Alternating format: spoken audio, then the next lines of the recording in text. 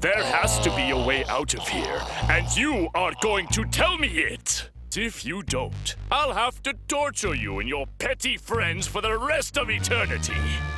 How in the world are supervillains actually controlled in the afterlife? Mike, take it away. Going back to the original Dragon Ball, we heard about how Devilman, or Akuman, actually came from hell. He was born there, and he was that kind of stereotypical devil-type character. However, after Goku died in the Saiyan saga, when Piccolo killed him and Raditz at the same time, which I'm sure Qaaman loved that scene because Piccolo finally got what he wanted, we found out that most people who die do not actually get to keep their body like we saw with Goku. Rather, only really heroic people or people who earned it did. And everyone else seems to be given a disembodied spirit that we see with those clouds that are lining up in order to meet King Yemma and be judged in terms of where they're going to go in the afterlife. Now, with that being said, when Goku in the anime filler goes to hell, that's mostly what we see. But later on in the story, this continues to change, as during that period of time,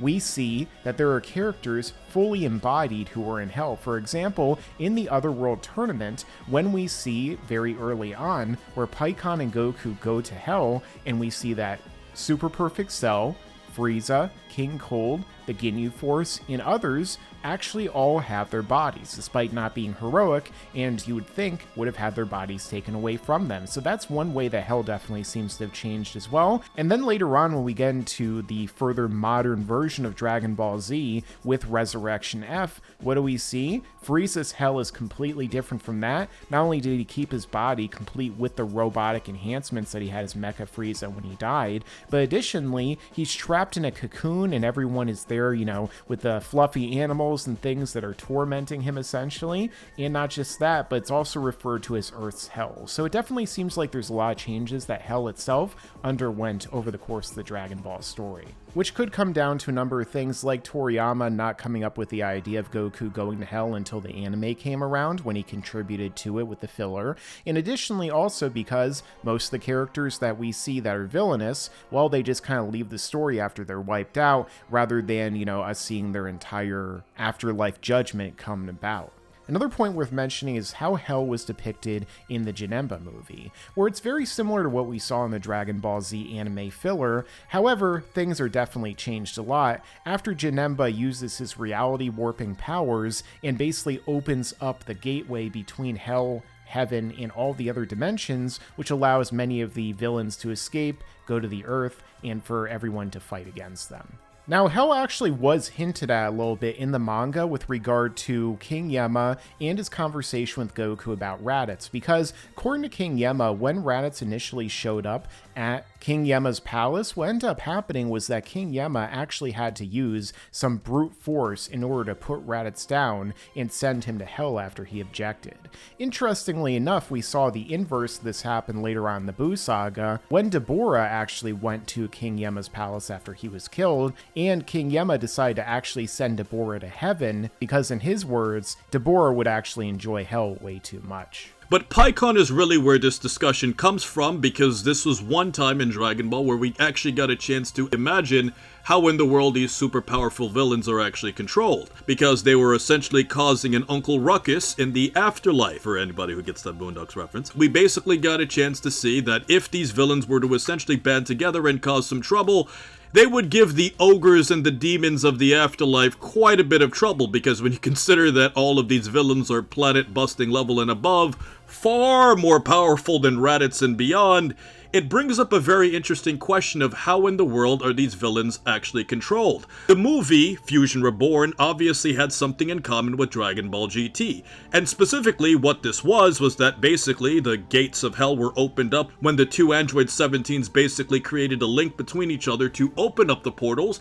and all of the villains went back to planet Earth again, very similar to what we saw in Fusion Reborn. And once again, we got a chance to see a situation where Frieza and Cell were in hell, and were once again causing problems, which Goku ultimately had to put them down before he went back to planet Earth. But of course, Dragon Ball is an ever-evolving series, and once again we saw another situation where Dragon Ball changed again. Frieza obviously ended up in a cocoon, So you're kind of wondering to yourself, well, who is this divine entity that clearly had the power to put Frieza in the cocoon in the first place? It's a very fascinating question, which gets to our main argument. Mike, how in the world do you hypothesize how these villains are actually controlled in the afterlife now that we've explained exactly how Hell essentially changed throughout Dragon Ball history? Another theory is that most of them are either weakened, nerfed, or just lose their powers entirely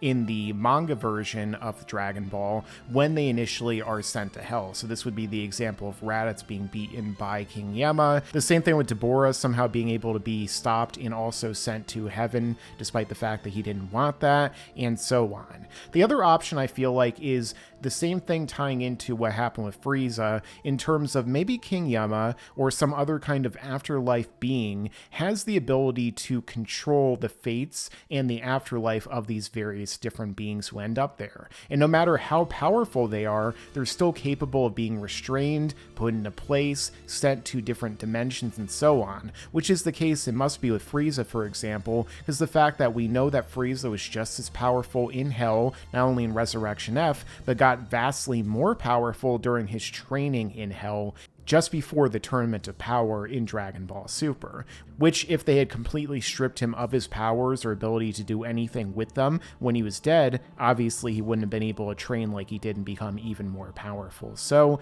somehow they must be able to just make it to where that power is relatively irrelevant. And of course in the Dragon Ball Z anime, Fusion Reborn, the movie, we see with Pikkon and Goku that oftentimes they send down really powerful warriors to keep everyone in Hell in check. Now to add some extra points here, guys, later on when the Supreme Kais were introduced into the series, at least we would have at least up to a certain point that there is a divine entity in the universe that can have some control over them. And if you say the Supreme Kais are the gods of creation, maybe they created some godly, divine-like way, going back to what Mike was saying earlier, where no matter how powerful a villain actually is, these villains are still somehow trapped, which directly takes us to another major point. If you look at two key, very powerful villains, like Kid Buu and Cell, one thing that we have to understand about them is that both of these villains are capable of using instant transmission. I'm very sure that if Cell had the opportunity, or if Kid Buu had the opportunity,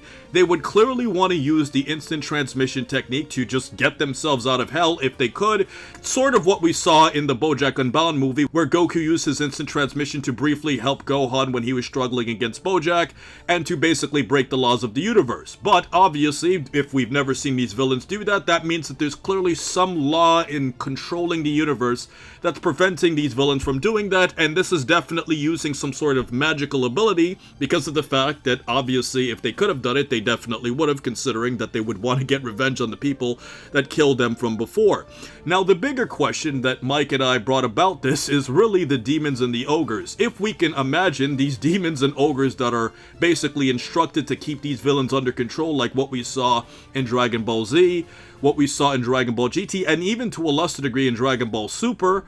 we can make the case that these ogres somehow have some secret ability or overruling power that overrules any potential villain in the afterlife, and as a result of it, no matter how powerful you are, these demons and ogres just have some divine ability to restrict these villains. Or, Mike, this leads us to our final theory. Maybe King Yemma is secretly the most powerful character in the Dragon Ball universe. But we actually never actually knew this because he's keeping it a secret. Because if King Yemma is secretly the most powerful character in the Dragon Ball universe, the god of the universe that controls the afterlife, that would actually make a lot of sense as Enma Diao, because King Yemma would clearly have to be really strong or secretly strong to overrule basically everything, since he controls the fates of all of these powerful villains. Yeah, I mean, King Yemma trained with King Kai and was the only person that we knew of before Goku to actually cross Snake Way thousands upon thousands of years ago. So if he kept up with his training at all, then it would make sense that he'd be really powerful. Plus, he's got the Yemma lock on his side, so he definitely can take down anyone who comes his way. Now, all jokes put aside, guys, this really would only apply to Dragon Ball and Dragon Ball Z, because Dragon Ball Super would clearly debunk the theory that King Yemma is the most powerful character in the universe simply because of the existence of Zeno. Because if you remember, Zeno erased an entire universe, and by erasing the entire universe, that also included the afterlife, where he didn't kill the characters, he completely erased them from existence completely, which also included King Yemma, so clearly there's a gap as to how powerful King Yemma actually is. Now, also talking about how Hell changed, we have the other series of Dragon Ball GT. And when we actually take a look at Hell when Goku goes down there in the Super 17 arc, you can see that things are a lot different than they were depicted even in the filler of Dragon Ball Z. Like, for example, it seems like there are different tiers or levels of Hell, kind of like in Dante's Inferno, where when you get really low in there, suddenly it's really cold, and not just that, but there are actual machines that keep people stuck in place that they have to use in order to escape. And also in Hell in GT, it seems like the villains are able to even train, as we see with Frieza and Cell developing their own abilities, which they use against Goku.